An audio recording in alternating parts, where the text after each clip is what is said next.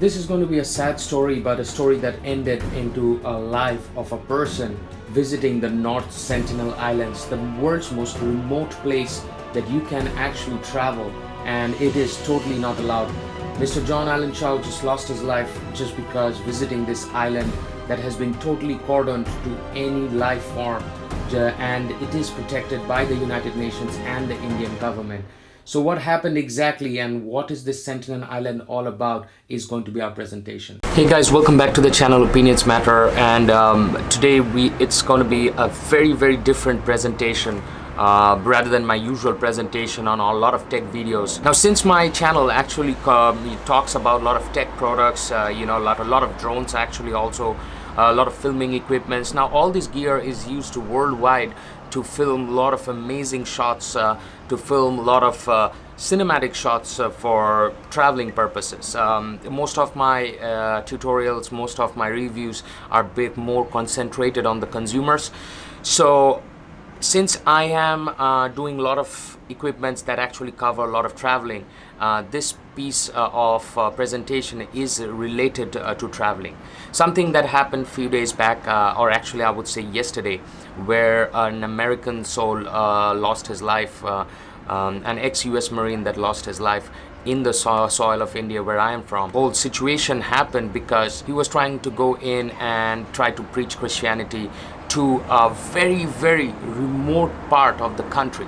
Now, how remote it is the most remote part in the history of the world.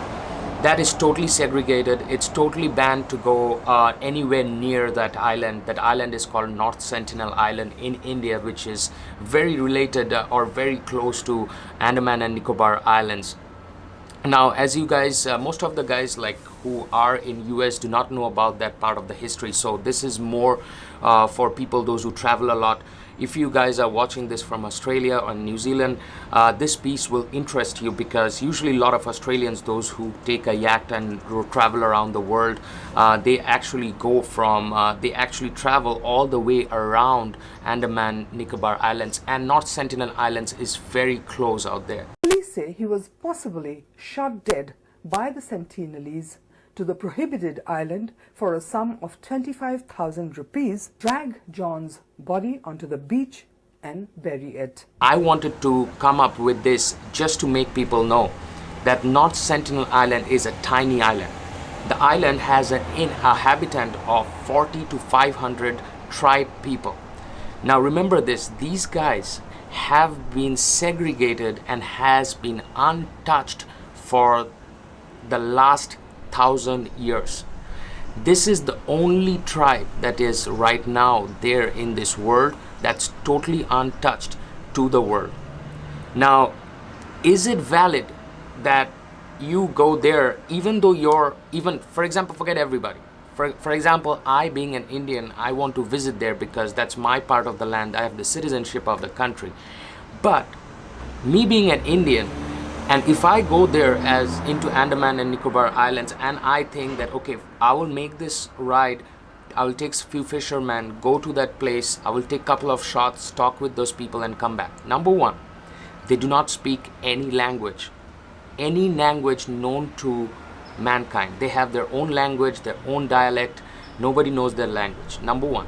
Number two, cinematic purposes. Okay, I think about going there with my camera and camera equipment. Mr. John Allen Chau, may his soul rest in peace. Now, though I'm a Hindu, and he wanted to preach and teach those people about new lifestyle, about a new religion.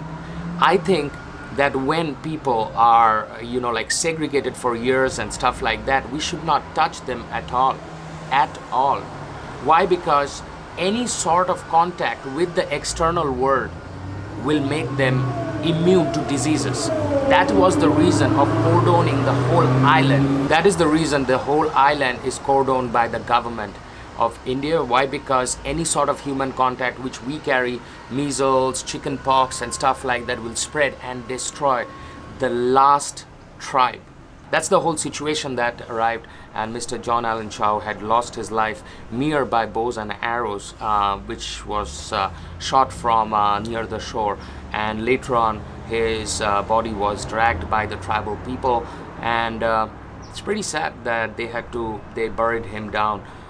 It's a sad scenario, but if you think about tribal life, it's more wild. And I feel very bad about this, that he was helped by a lot of fishermen out in India to reach the place. Well, 400 bucks might be in US, might not be a lot. It's 25,000 Indian rupee, and 25,000 Indian rupee for fishermen out in India who makes maybe 30 rupee or $2 to $3 a day is a lot of money. Well, I think that this could have been avoided by making people understand and let their aggressiveness out of the picture. This was done or dealt by a person who wanted to implement something. So I'm really sorry that that happened. I feel bad that a soul was lost, and especially he was an ex-US Marine. That means he was a trained individual.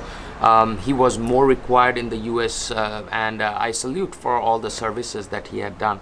But implementation of your idea into somebody else's idea is also not a valid point. Why? Because these tribes, they have been there for a long time, and their whole thing is that they wanted to get out of this word. Respect is what this presentation is all about. If you have respect for other people's freedom, if you have respect for other people's religion, if you have respect for other person's entity, please do not attempt this.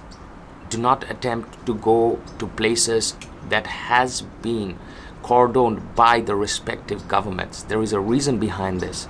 Following law is all about having respect for what the people had decided to put up to the government. And respect is the last thing in the planet Earth left. And without respect, this planet will be in a turmoil. So let's respect and let's protect planet Earth. And this is why honest opinions will matter.